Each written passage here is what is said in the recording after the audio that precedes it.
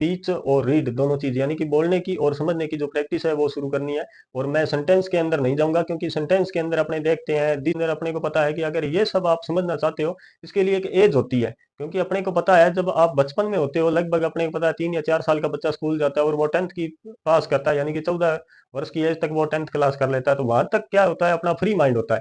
अगर free mind के अंदर कोई भी चीज अपने रीड करने की कोशिश करेंगे तो आसानी से उस चीज को अपने को समझ जाएंगे और उस चीज को अपने को पढ़ना और एक माइंड के अंदर सेट हो जाता है। लेकिन उसके बाद में क्या है कि अपने घरेलू कार्य का भी थोड़ा बहुत अपने पे बोझ जाता है, उसकी वजह से हम इस चीज को नहीं समझ सकते। वो चीज सेंटेंस समझना एक थोड़ा सा उसके लिए वक्त चाहिए और फ्री माइंड चाहिए, दोनों ही चीज है। यहाँ ना ही तो अब फ्री माइंड है और ना ही वक्त है हमारे पास में। इसलिए मैं सबसे पहले आपको, अगर आप स्पीच देना और रीड करना यानी कि पढ़ना और अगर आप समझना सीख जाते हो तो धीरे धीरे सेंटेंस भी इसी के अंदर आ जाते हैं। इससे पहले मैं आपको बता दूं अपने पास में टोटल 11 टॉपिक है, क्योंकि पहले शुरू के अंदर अपने 50% इंग्लिश अगर आप बोलना और पढ़ना जानते हो तो उसके लिए आपको 11 टॉपिक करने बहुत जरूरी होते हैं। 11 टॉपिक के अंदर क्या होता है कि सबसे पहले अपने एक एक टॉपिक के बारे में चर्चा कर लेते हैं, उसके बाद में आगे की चर्चा करेंगे। सबसे पहले तो होता है कि आसान वाक्य बनाना, आसान वाक्य का भी पहला टॉपिक है। दूसरा अपना है अपना परिचय देना। और तीसरा इसमें अपने बारे में बात करना, सर्वनामों का उपयोग करना। सर्वनामों का मतलब यह है कि अपने किसी का बड़े का उपयोग करते हैं, वहां पे जी लगाते हैं या श्री लगाते हैं। श्री के अंदर फिर भी ये लगाते हैं, अपने पता है श्री के अंदर। लेकिन जी शब्द के अंदर, इंग्लिश के अंदर ऐसा कोई वर्ड नहीं है जो जी शब्द के लिए बना हो। ये सर्वनामों में ऑटोमेटिक आता है। हिंदी के अंदर जी लगता है, लेकिन इंग्लिश के अंदर बोलेंगे ना तो इंग्लिश के अंदर जी शब्द का कोई परफॉर्म ही नहीं है। दूसरा अभिवादन करना। अभिवादन करना यानी कि घर पे कोई आया अपने तो उसका अभिवादन किस प्रकार से किया जाता है। और पांचवा इसके अंदर आता है ये घर वालों का परिचय करवाना, यानी कि अपने कोई बड़े हैं या भाई है या कोई बहन है या कोई अपने आता है संबंध वगैरह के अंदर आता है तो उसका परिचय किस प्रकार से करवाया जाता है वो। और 6 नंबर पे इस पे है जो घर वालों का वर्ण करना, यानी कि घर वालों का वर्ण करना अपने परिवार के बारे में। और 7 नंबर पे है वस्तु का वर्णन करना, सर्वनामों का उपयोग करना, यानी कि कोई वस्तु है, ये कौन लेके आया था और कहाँ से लेके आया था, इस प्रकार से नॉर्मल भाषा के अंदर अपने नॉर्मल वर्ड बोले उसके अंदर वर्णन करना होता है। 8वां इसके अंदर जगहों का वर्णन करना, जगह इस प्रकार से वर्णन किया जाता है इसमें। और लोगों के बारे में बात करना, लोगों के बारे में बात करना मतलब दिस इज माई नेगवियर, यानी कि ये मेरा पड़ोसी है। और अपने दैट इज माई नेगवियर, यानी कि वह मेरा भी पड़ोसी था, इस प्रकार से। और 10 नंबर पे होता है खेलों के बारे में चर्चा करना, कि लोकल आप किसी परफॉर्म कर रहे हो या किसी स्पोर्ट से जुड़े हो तो उसके बारे में चर्चा करना। और 11 नंबर पे इसके देशों के बारे में बात करना, यानी कि इंटरनेशनल संबंधित तो कोई भी वर्ड है उसके बारे में बात करना। धीरे धीरे हर चीज का अगर आप धीरे धीरे समझोगे, सेंटेंस इसी के अंदर आते हैं। अगर मैं आपको शुरू से सेंटेंस के अंदर लेके जाऊं तो सेंटेंस समझना बहुत मुश्किल काम है। क्यों मुश्किल काम है, वहां पे आपको बताएंगे ए आई इस प्रकार से इनको कैसे आपको सेट करना है। फिर आपको है, हा, ही लगा है, हो लगा है, इनको किस प्रकार से सेट करना है। ये थोड़ा सा मुश्किल हो जाता है। मुश्किल इस प्रकार से हो जाता है, अगर आप स्पीच देना और रीड करना दोनों चीज समझ जाते हो तो ऑटोमेटिक आपको पता है सबसे ज्यादा परफॉर्म में अपने काम आता है ना इंग्लिश के अंदर, वो ये वर्ड आता है दी। क्योंकि आप जब किसी स्पीच में बोलोगे या किसी स्पीच को रीड करोगे तो ऑटोमेटिक आपको समझ आ जाएगा कि एक तो अपने सीधा वर्ड बोलेंगे, वहां पे आपको थोड़ा अजीब सा लगेगा। एक आप इस दी का उपयोग करते हैं, हालांकि दी का कोई मतलब नहीं होता। दी वर्ड होता है कि जैसे अपने को पता है कि दी किसी स्पीच में आप बोलते हो, उस स्पीच के अंदर आपको थोड़ा सा अच्छा नहीं लगता है कि यार इसमें परफॉर्म नहीं आई जो स्पीच देने की है, उसके अंदर दी वर्ड का उपयोग करते हैं।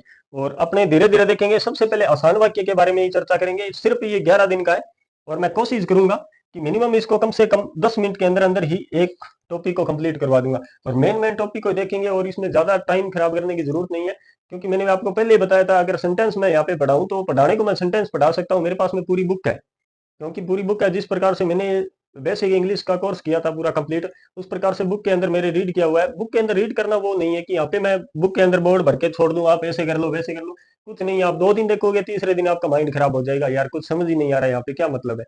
यही चीज होता है, धीरे धीरे अगर आप इन 11 टॉपिक के अंदर जाते हो तो आपको फिर 11 दिन के बाद में आप खुद देखना कि मेरे को कितना कार है। बाकी थोड़ा प्रैक्टिस होता है, आप किसी से बात करते हो या किसी ऑफिस के अंदर जाते हो, अगर आपको इंग्लिश का बिल्कुल भी वर्ड नहीं आता है तो आपकी वैल्यू कुछ नहीं है। क्योंकि आज के टाइम में क्या आपने कहीं पे भी जाते हैं ना, हर व्यक्ति चाहे उसको कुछ नहीं आता हो वो भी कोशिश करता है कि मैं इंग्लिश के अंदर ही बात करूं। हालांकि इंग्लिश के अंदर अपने को थोड़ा बहुत वर्ड आना बहुत जरूरी है, क्योंकि अपने भारत के अंदर है भिन्न भिन्न भाषाएं पाई जाती है। क्यों पाई जाती है, आप साउथ के अंदर चले जाओ, वहां पे तो लगभग कर्नाटक है, केरल है, तमिलनाडु है, या तेलंगाना है, या आंध्र प्रदेश है, उड़ीसा है, उस तरफ तो अपने को पता इंग्लिश ही बोलते हैं वो लोग। और पूर्वी राज्य के अंदर चले जाएं, वहां पे अपने को पता है कि वो 7 राज्य अलग ही है, सातों का संबंध बोलते हैं जिसको, उसके अंदर तो बिल्कुल ही इंग्लिश का परफॉर्म होता है। हिंदी ठीक है, एक बात बताओ, हिंदी के अंदर है देखे ना तो किसी को ये आती नहीं है भाषा। क्योंकि रियलिटी अगर लिटरेचर हिंदी की बात करूं तो ये किसी को नहीं आती है। हिंदी के अंदर क्या है कि अपने देखते हैं कि अब अपने यहाँ पे बोलते हैं अखबार, अखबार एक अरबी भाषा का शब्द था। अब अपने बोलते हैं कि पेपर, या पत्रिकाएं बोलते हैं। पत्रिका क्या है? पत्रिका इंग्लिश का वर्ड है, हिंदी का नहीं है। और दूसरा आपने को पता है कि इंग्लिश में भी पत्रिका को बोलता है मैगजीन, मैगजीन बोला जाता है। और यहाँ मैगजीन का मतलब क्या समझा जाता है? पिस्टल को समझा जाता है कि मैगजीन उसको बोलते हैं। हालांकि कई बार अपने पत्रिका में पढ़ते हैं उसके पास में मैगजीन मिली, मैगजीन पिस्टल को बोला जाता है। हालांकि इंग्लिश के अंदर अपने मैगजीन पढ़ेंगे ना, मैगजीन रीड, मैगजीन रीड का मतलब ये होता है कि वो अखबार पढ़ रहा है। ये थोड़ा सा होता है अलग अलग, हर भाषा के अंदर आपको थोड़ा थोड़ा कंफ्यूज होगा, लेकिन इंग्लिश के अंदर 26 वर्ड है। वहाँ ये एक तो मात्रा वाला सिस्टम नहीं है, जो ए आ ई, ये अपने यहाँ पे छोटी ई बड़ी ई इस प्रकार से भी परफॉर्म करो, ये कोई सिस्टम नहीं है। दूसरा यहाँ पे वो ऊ आ वाला ऊ आ, ये इस प्रकार से परफॉर्म कर देना, ये इसके अंदर कुछ नहीं है। खाली नॉर्मल 26 वर्ड है, इनको थोड़ा सा रीड करना और समझना जरूरी होता है। अगर आप समझ लेते हो तो आसानी से आपको समझ आ जाएगा कि क्या परफॉर्म है इंग्लिश का। कोई बड़ा इतना है नहीं, नॉर्मल सा कोर्स है। और ज्यादा अगर पहले यूनिट के अंदर ये 11 है अपने, यहाँ पे आपको 50% आपका क्लियर हो जाएगा, क्योंकि 50% आपको समझ में आने लग जाएगा और थोड़ा बहुत बोलने में भी आपको परेशानी कम होगी। अगर आप बोलना चाहो थोड़ा अटक अटक के बोलोगे, क्योंकि मैं ये आपको बोल दूं कि 11 दिन के अंदर आप एकदम फर्स्ट क्लास अंग्रेजी बन जाओगे, तो यहाँ पे कोई अंग्रेज नहीं बनता है। हाँ ठीक है, आप बोल लोगे या कोई आपको कोई स्पीच दे रहा है तो आप समझ सकते हो कि हाँ ये मेरे को ये कहना चाह रहा है। दूसरा अपना यूनिट चालू होगा, वो यूनिट होगा 30 का, 30 का। ये यूनिट 30 वाला कंप्लीट करने के बाद में अपने लगभग 90% यहाँ पे क्लियर हो जाएगा। 90% आप बोल भी सकते हो। हाँ थोड़ी बहुत प्रैक्टिस करनी पड़ेगी आपको, वो भी नॉर्मल करनी पड़ेगी। उस प्रैक्टिस करने के बाद में आप 90% स्पीच भी दे सकते हो और वहाँ पे रीड भी कर सकते हो।